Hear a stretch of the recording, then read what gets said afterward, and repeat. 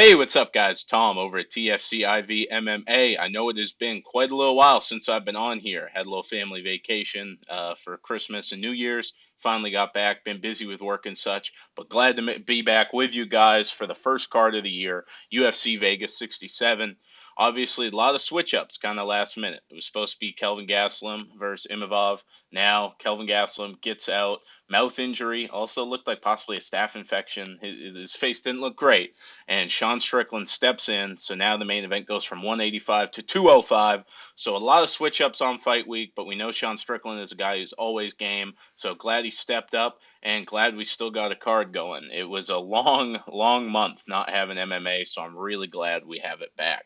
I'm going to start off mainly. This is going to be a full, pretty much main card pick video. There's a lot of unknowns on the prelims. I don't have too much time today.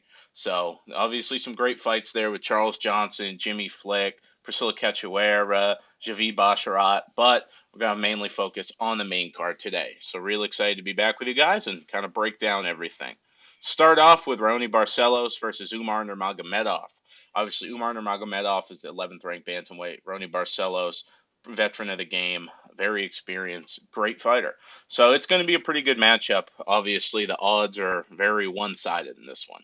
Umar is about a minus 750, which I think fits. I mean, Umar's been very dominant so far in his career. Great wins where they've made look very easy. Guys like Brian Kelleher and such. So I can see why he's a big favorite. The last name alone would make him a betting favorite. His performances make him even more of a favorite. So I think he's probably the safe pick on this one. Barcelos coming in about a plus 550. I do think Barcelos will be one of the bigger tests he's had, if not the best test he's had in the UFC.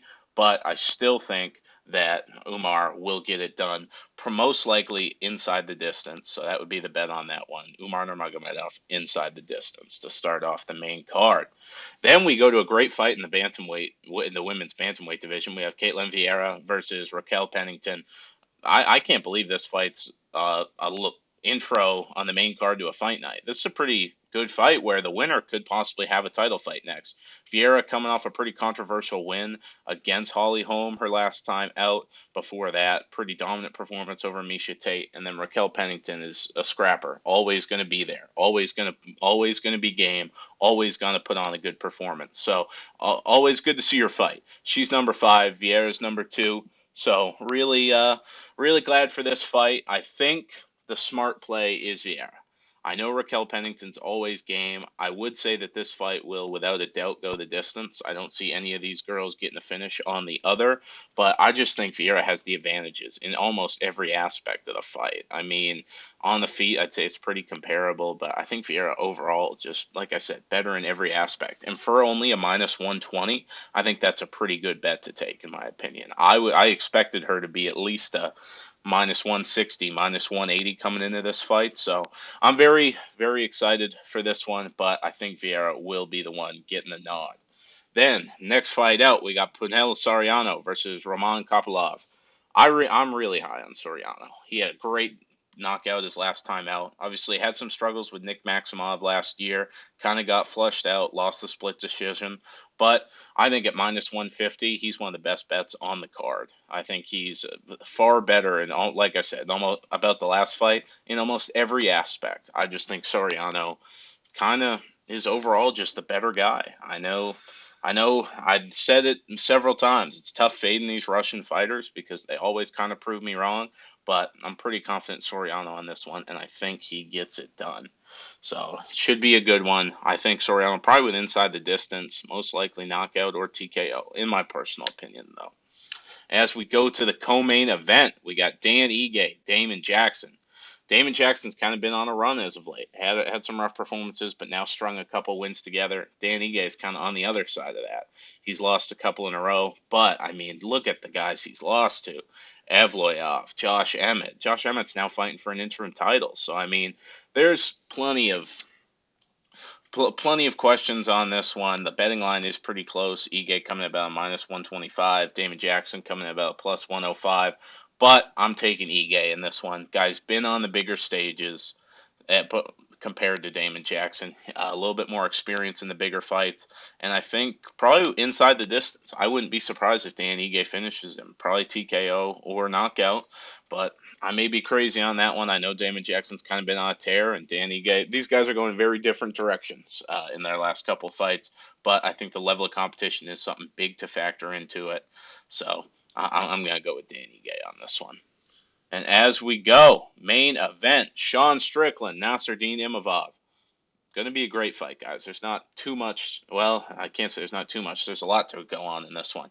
How's 205 going to affect Imavov? Well, we've seen Sean Strickland say last time he made the 185 cut for the Cannonier fight, damn, I just want to go up to 205. I didn't think that made sense. I mean, I don't think he'd do well at 205. I think he's kind of undersized for it. Guy fought at 170 consistently, jumped up to 85, which I think is the right division for him. But I think 205 would be too much. But obviously, calling him in on short notice, he's not going to cut a bunch of weight. He's coming off the couch. We know Strickland spars a lot, but regardless, it's tough to come off from normal sparring to into a fight. So I think Strickland, the 205 will probably favor him, to be honest, only because Imavov probably was cutting his body down naturally before the weight cut to make 85, and now he's having to jump up. But it could also help because my biggest concern about Imavov coming into the fight with Gastelum, and even now going against Strickland, was the cardio. We saw him fade very heavily against Joaquin Buckley his last time out in Paris. So it's going to be interesting to see how he does with a 5-rounder. Obviously, we know the guy's a great striker, good wrestler, got a bunch of power in those hands. But Sean Strickland is very savvy on the feet. He knows range very well. He can fight in a phone booth, unless it's Alex Bahia, obviously. But he can fight in a phone booth very well. That's one of the advantages of Sean sparring as much as he does, is that his feel for missing punches and dodging and stuff is better than a lot of people's because of how much he spars. So I think if Imavov was smart, he'd try and utilize the wrestling. The only thing is, I don't know how successful it would be against Sean Strickland because we've seen Sean can grapple, he just doesn't like to. So I'm really torn on this fight, guys, and the odds are pick 'em. They're minus 115 on Imavov, minus 105 on Strickland. So obviously, Imavov's a slight favorite, but pretty much pick 'em odds on this one. So I'm very excited for it, but my official pick, Sean Strickland plus 250 by decision. That's why I'm sprinkling that one. If Sean Strickland's going to win this fight, it's going to be by decision. We saw that his last time out. Heck, he may have thought he got robbed last time. I don't know if you guys watched his media day. It was hilarious, calling John Morgan the dude from Star Wars and bashing the French. He's a funny guy, coming in there with the sunglasses, talking about autism and stuff. But going into this one, he thought he got robbed his last time out. Maybe Sean Strickland goes in there and tries real hard to finish Imavov, but I don't think that's his game plan. I think he's going to go stick to what he does, which is stay in the pocket, jab, jab, maybe try and mix in a takedown. I don't think it will work too well, the takedowns on Imavov, but hey, maybe catch him off guard. But official pick, Sean Strickland by decision. I think he's going to utilize the jab. I think a lot of the fight is going to be Sean marching forward, jabbing, avoiding Imavov's bigger shots. I could see Imavov stealing a round or two by getting a knockdown later in the round or hitting Sean with some big shots. But overall, I think that's the move on that one. Is Sean by decision. I think plus 250 is a phenomenal payout for that when it's a guy who's gone to decision pretty much every time as of late in all of his wins. So I think that's where we go on that one. So there are my official UFC Vegas 67 main card picks. Glad to be back talking MMA with you. We have a couple minutes left, so I just kind of want to go over some of the crazier things going on in the MMA world right now. We saw Habib Nurmagomedov walked away from coaching. He walked away from fighting a little early, a lot early to a lot of us. I think he was very dominant, had a great resume, but you can never put him in GOAT discussion when guys like John Jones, George St. Pierre are there because of the 3 title defenses. But then he goes, becomes a phenomenal coach. Him and Javier Mendez, Islam Makhachev wins a title, corners Belal Muhammad, and probably Belal's most impressive performance to date in the UFC in a while. And now he steps away. Wants to spend more time with the family. You can't blame a man for that, being a good father, wanting to be around his kids and wife more. But sad to see. He's a great talent in the game. I wasn't his biggest fan, never been a huge fan of the guy, but you can't not respect him. So kind of sad to see him go. Also some news in the bantamweight division. We got Marlon Chito Vera versus Corey Sandhagen announced for a fight night. Really, really excited for that one, guys. Obviously the winner probably You'd like to say maybe a title fight, but I mean that division's just got you got Triple C, you got Sean O'Malley. Maybe the winner fights Sean for the next title fight. Who knows? But the one thing I'm thinking with Sean O'Malley is I don't know if you guys saw, Aljamain Sterling says he has a bicep injury, so he will not be ready in March. In the back of my head, I'm thinking, is he saying this because he doesn't want to fight in March and he wants to fight in April when it's in New York, or is he actually hurt? Which I think Aljo's a man of his word. I think there's definitely a good chance he is probably hurt, but kind of sucks to see. So I could see them if it just pushes back to April, like Aljo said. I think you keep the Aljo Triple C fight. If it's going to be a longer recovery, I think you do Sean O'Malley, Henry Cejudo interim bantamweight title in March, co-main event for hopefully Jones Nagano if the fight gets announced. So that's my hope on that one in the bantamweight. Speaking of Francis Ngannou, obviously, there's a rumor now he's a full free agent. I struggle with it with Francis. Francis became a champion and then started demanding the world. I mean, phenomenal performance to become champion. Yeah. Lackluster title defense. Impressive because of the knee, but very close fight. Could have gone either way.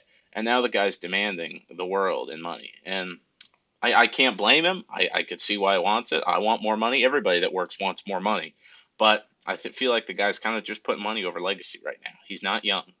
Go out there, he's a couple title defenses away from being the greatest UFC heavyweight of all time. I mean, he's not that far off. He has a very good resume. JDS, Cain Velasquez, Biggie Boy, Curtis Blades twice. Those wins have aged phenomenally over Curtis Blades. Cyril Gane, Stipe Miocic. I mean, the guy is very close to cementing himself as the heavyweight GOAT. But he's demanding all this money, and maybe by the time this whole ordeal's out, he's only been fighting once a year for the last 2 years. So I know there was the knee injury and stuff, but I don't know. Francis has been pretty frustrating in my opinion, at least as of late. Fight John Jones. Go from there. That's going to make you a bunch of money. If you can somehow beat John Jones, which I don't think he can, that is going to boost Francis's marketability to another dimension. So sign back to the UFC. Fight John Jones in March. Let's get it going. I know he's not going to see this, so I'm probably just venting, but here we go. Like I said, it's been a long month without MMA. Glad we got a card back. Can't wait for UFC Vegas 6-7, and I can't wait to have the post-fight show with you guys on Sunday. Have a good one.